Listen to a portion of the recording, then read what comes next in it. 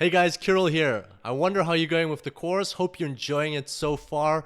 You're through the live testing results, and I wanted to post a quick update. So today is Monday, the 24th of August 2015. It's 1:30 p.m. in Brisbane, Australia, and currently I'm just testing out a broker which I'm kind of interested in checking out, and I've created a few orders today morning just to see what's going on in the market and so on. And I was actually going to share with you another triangle pattern that I found. I really think that they're very powerful, and as you saw from the previous videos of the live testing, we've had some good results. And today, once again, I just wanted to show you what happened here. So this is the euro franc, and so as you can see, this is triangle. I'll switch it back to the bars, and you can see how nicely it's forming. This is the 5-minute time frame. First time I spotted it was like on the hourly time frame. Whenever you see on the hourly time frame something going on like that. So right now the euro currency pairs are going up. So euro is going up all across the board, and also you can see the franc currency pairs, or well, dollar franc is going down, meaning that franc is going up, right? So let's find another one. British pound, Swiss franc is going down. So both. What does that tell us? That tells us that both the franc is getting stronger and the euro is getting stronger. So then I moved on to the euro franc currency pair, and because they're both getting stronger, they're kind of battling. It's like I even made this comment to myself, like battle of the titans for today. Anyway, they started a strong day, both of them, and that's why you can see like this flat movement, because one is going very strong against other currency pairs and the other one's going very strong against other currency pairs, and it's for them, it's like they're fighting for the first place, you can say it that way. And when you see something like this on a higher time frame, you move down slowly and you see that it's not just a flat, it's actually a triangle that's forming here. And once I saw that, I was like, yep, I'm in. I'm gonna get in on this. And once again, this is just because I'm testing out the broker. I don't want to commit to a full throttle trading strategy or anything like that. I'm just kind of having fun. But this is a real account. Just to clarify, I've got 2,000 Australian dollars, and today I made 55 Australian dollars just by testing the broker. So I don't really. This is test funds. This is not money that I'm like relying on or battling for or working to get. This is just to test it out.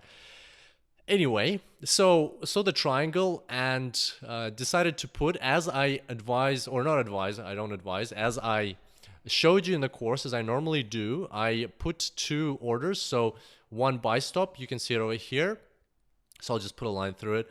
That's the buy stop, and the sell stop was over here. You can't see it on the chart because it's gone, but let's see what happens if I drag it on. So there's a sell stop, and we'll just delete that. That's where I put the sell stop, and you can see where I put it. So this vertical line, oops, that's not a vertical line. I'm gonna fix this one up.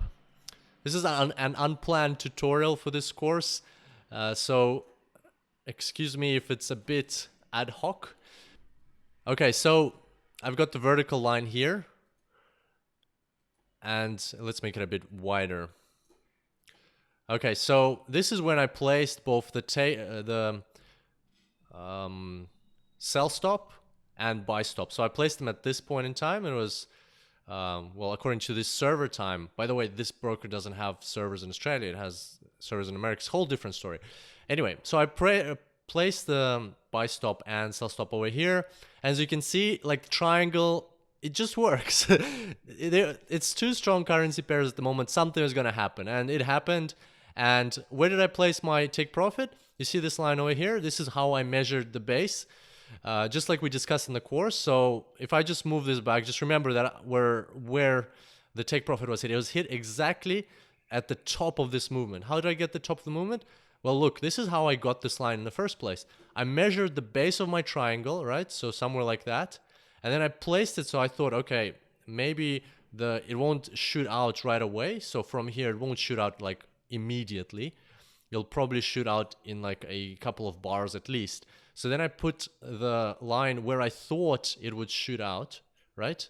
And then I put the take profit just below half of the base. And that's exactly what we discussed in the course, that you place your take profit at around half the size of the base of the triangle. As you can see, it worked perfectly here. Like the take profit closed and then the price turned around. well, if we look at the bars, there was a bit of a movement more upwards, right? But not that much more, and you don't want to run after these little things. And the other point is that it didn't go all the whole base of the triangle. It just went past half the base and then turned around. And so yeah, that's the triangle pattern. What else did I do today? There was a good trade over here somewhere. This one, no, it was on. Give me a second. It was. See, I've even got comments here. Test 02, test 05. Was it the Euro franc? No, it was the British Canadian. There we go. So here was a good trade. So what can we see here? I'm gonna just switch this grid off so you can see more. Okay. So here what happened was, I don't usually trade against the trend, right? But what you could see here was a strong trend all the way. And then just as I opened the chart, I could see this candle forming.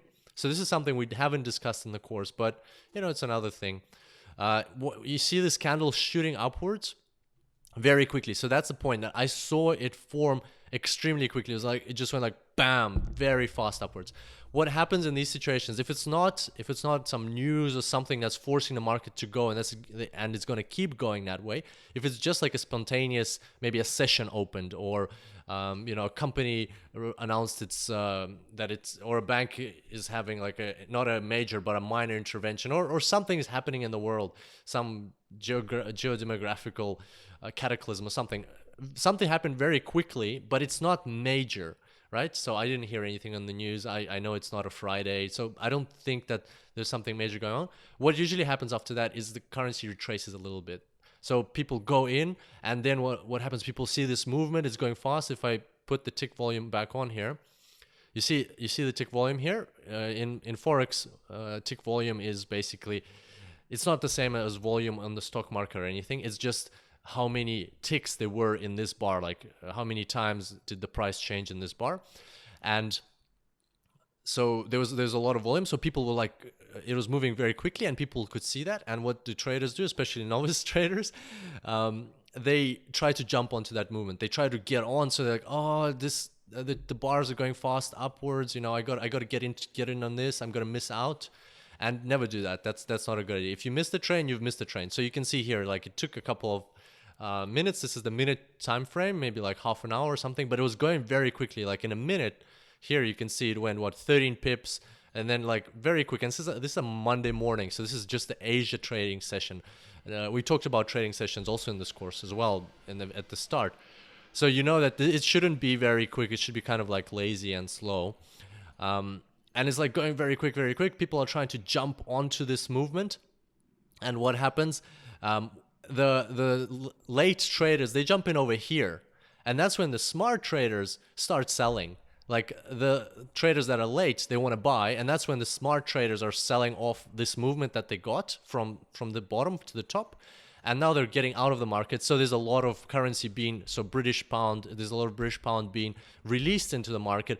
And all the late traders, they're buying it, while the traders that came in earlier, they just get rid of the currency. And because there's so much currency, excess currency, the price is going down. And that's when you jump in. Like, it doesn't always happen, but if you can see that it's happening, that this exact scenario is happening, then in this case, what I did is I jumped in and I just, capitalized on that movement back, like kind of little retracement that happens after quick movements like that. Quick, unexpected, and unexplained movements like that. And that's it. And then I got out. I even put a buy stop order, buy limit order somewhere here. So I was going to, you can see it somewhere here, buy limit there. So I was expecting, I'll drag it onto the chart. I was expecting the price to turn around. So I knew that it's against the trend. It's not going to last forever. This downward movement, it's going to keep going up, right?